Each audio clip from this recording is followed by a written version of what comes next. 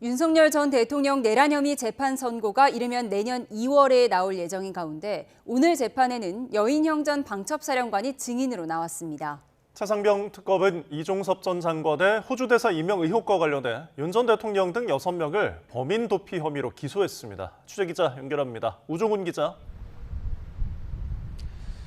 네, 내란 특검입니다. 네, 윤 전 대통령 재판 어떻게 진행되고 있습니까?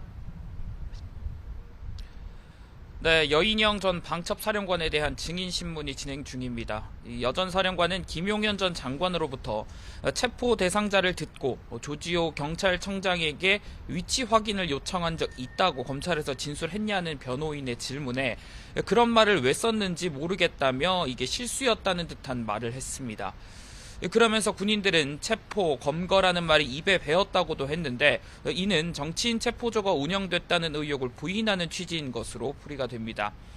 여 전 사령관으로부터 정치인 명단을 들었다는 홍장원 전 국정원 1차장 증언에 대해서는 구체적 답은 하지 않으면서도 당시에 복도를 걸어다니며 통화한 거여서 자세히 이야기할 상황은 아니었다는 말도 했습니다.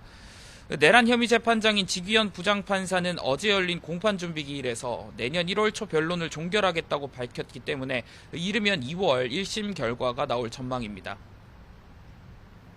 네, 김건희 씨와 박성재 전 장관이 함께 연루된 사건의 수사 범위를 놓고 내란 특검과 김건희 특검이 조율 중이죠. 네, 내란 특검은 김 씨와 박 전 장관이 주고받은 메시지를 토대로 도이치모터스 주가 조작 의혹 등 수사와 관련해 부정한 청탁이 있었는지 수사 중입니다. 다만 내란 특검은 박 전 장관에게 적용될 수 있는 혐의와 윤 전 대통령의 계엄 선포 배경에 배우자 사법 리스크가 있었는지를 보는 만큼 김 씨 행위에 대한 위법성 여부는 김건희 특검에서 가려야 하는 상황입니다. 김건희 특검도 내란 특검의 김 씨 수사에 대한 의지를 피력한 거로 알려졌는데요. 우선은 자료 확보가 중요한 만큼 조만간 김건희 특검이 내란 특검을 상대로 증거 확보를 위한 압수수색 영장을 발부받아 집행할 거로 전망이 됩니다. 네, 그런가 하면 최상병 특검은 호주 대사 임명과 관련한 수사 결과를 발표했죠.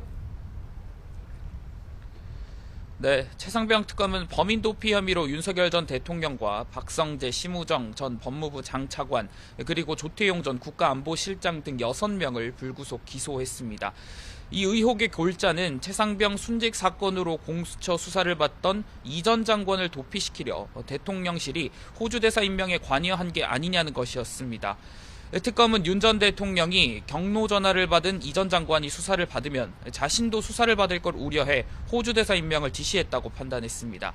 이후 지시에 따라서 외교부와 대통령실은 사실상 이 전 장관의 대사 임명을 결정한 채 자격과 인사검증을 허술하게 했다고 봤습니다. 또 법무부는 공수처 반대에도 이 전 장관의 출국 금지를 해제해 도피를 도운 것으로 확인됐다고 밝혔습니다.